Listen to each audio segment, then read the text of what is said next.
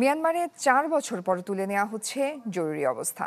ডিসেম্বরে নির্বাচনের ঘোষণা দিল জান্তা সরকার। ২০২১ সালে সামরিক অভ্যুত্থানের পর প্রথমবারের মতো নির্বাচন অনুষ্ঠিত হতে যাচ্ছে দেশটিতে। এখনো নির্দিষ্ট তারিখ না জানালেও গঠন করা হয়েছে ১১ সদস্যের নির্বাচন কমিশন। এসেছে ৩০ সদস্যের কেন্দ্রীয় সরকারের ঘোষণা, যার প্রধানমন্ত্রী নিযুক্ত করা হয়েছে নিউ সাউকে। এই সময়কালে কমান্ডার ইন চিফ এবং অন্তর্বর্তী সরকার প্রধান হিসেবে দায়িত্বে থাকবেন সামরিক প্রধান মিন অং হ্লাইং।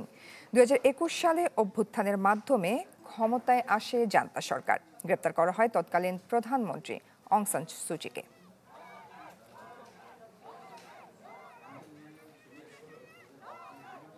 দর্শক, এই বিষয় নিয়ে আরো বিস্তারিত খবরাখবর জানাতে আমাদের বার্তা কক্ষ থেকে আমাদের সাথে সরাসরি যুক্ত হচ্ছেন মিলা খন্দকার। মিলা, এই নির্বাচনের বিস্তারিত কি খবর আছে আপনার কাছে? জয়ী, আপনি যেমনটি বলছিলেন ২০২১-এর ফেব্রুয়ারিতে গণতন্ত্রপন্থী নেত্রী অং সান সুচির সরকারকে কিন্তু একটা সামরিক অভ্যুত্থানের মাধ্যমে ক্ষমতাচ্যুত করে সামরিক বাহিনীর। পর থেকে তারা ক্ষমতায় আসলেও তাদের এই শাসনটাও কিন্তু খুব একটা মসৃণ ছিল না। বিভিন্ন সশস্ত্র গোষ্ঠী এবং বিভিন্ন গণতন্ত্রকামী সংগঠনের সাথে কিন্তু দীর্ঘ লড়াইয়ের মুখোমুখি হয়ে চলতে হয়েছে তাদের, এবং একের পর এক বাড়ানো হয়েছে জরুরি অবস্থার মেয়াদ। দীর্ঘ ৩ বছর পরে সে জরুরি অবস্থা তুলে নেওয়ার ঘোষণা দিয়েছে, সেই সাথে নির্বাচনের প্রতিশ্রুতি দিয়েছে। যদিও এখন পর্যন্ত নির্বাচনের সঠিক দিনক্ষণ এখনো বলা হয়নি। ধারণা করা হচ্ছে এই চলতি বছরের ডিসেম্বর নাগাদ এই নির্বাচন অনুষ্ঠিত হতে পারে। এরই মধ্যে ১১ সদস্যের একটি কমিশন ঘোষণা করার কথা বলা হয়েছে।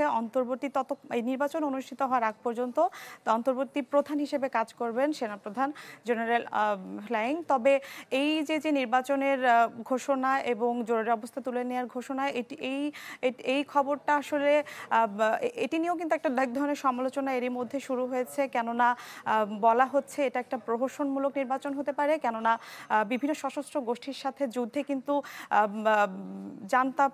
জান্তা সরকার রয়েছে মিয়ানমারে, তারা কিন্তু একের পর এক বিভিন্ন এরিয়া হারাচ্ছে এবং তাদের পায়ের নিচে কিন্তু মাটি দুর্বল হয়ে পড়েছে।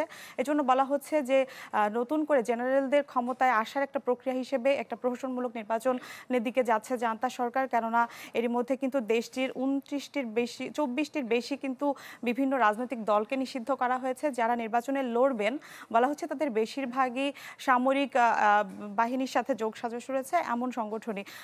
তড়িঘড়ি করে নির্বাচনের কথা যখন থেকে বলা হচ্ছে যে নির্বাচন অনুষ্ঠিত হতে পারে, তার আগে থেকে কিন্তু তারা একটা তড়িঘড়ি করে একটা আদমশুমারি পরিচালনা করে। আমরা যদি সবশেষ ডিসেম্বরের যে আদমশুমারি ঘোষণা হয়েছে সেটি যদি দেখি, সেখানে ৩২০টির মতো শহরের মধ্যে মাত্র ১৪৫টি শহরে কিন্তু সরজমিনে আদমশুমারি পরিচালনা করতে পেরেছে এবং ১,৯০,০০,০০০ মানুষের কিন্তু এখনো কোনো তথ্য নেই, কেননা দেশটিতে যুদ্ধের কারণে প্রচুর মানুষ এখনো বাস্তুচ্যুত রয়েছে।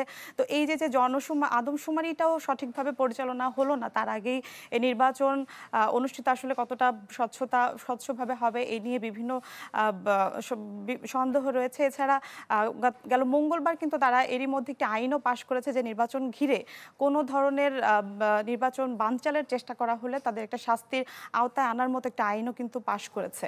জয়ী। মিলা, ধন্যবাদ আপনাকে। দর্শক, বার্তা কক্ষ থেকে যুক্ত হয়েছিলেন মিলা খন্দকার।